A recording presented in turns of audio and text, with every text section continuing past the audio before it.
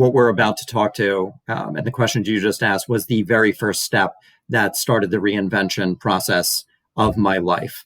And it was in prison. I was sitting in the prison library, and I was annoyed that somebody was in my seat, my normal seat. I was annoyed about that. And I was sitting there, and I was wishing all over the place. I was just wishing all over the place that I had not made that choice, that I had listened to my heart when it told me not to do it. I wished that I was home with my wife and my dog and my cat sitting on our couch. Bear in mind, my wife had already told me that she was leaving me.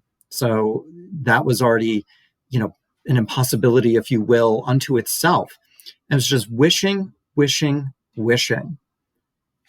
And it just dawned on me that I am fighting a past that cannot be anything other than it is. It can't be. As much as I wished, as much as I ruminated on that choice and beat myself up for that choice, it can't be anything other than it is. It is what it is. And that just led me to, my intuition really kicked in.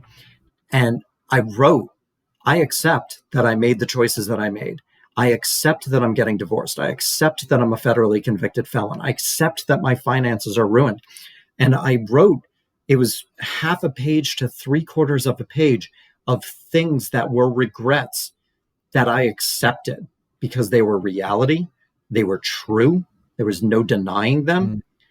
And the moment I did that, it dissolved that day. It dissolved the time that I made that first choice to commit the crime. And it was freedom.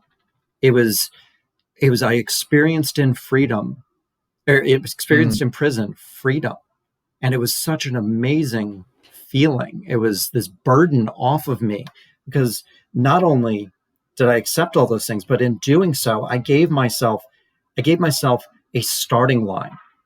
As crappy as that starting line was, sitting in a prison library, being divorced, being financially ruined, I had a starting line. I was present in that moment. And it was a very, very powerful and instrumental part of my journey.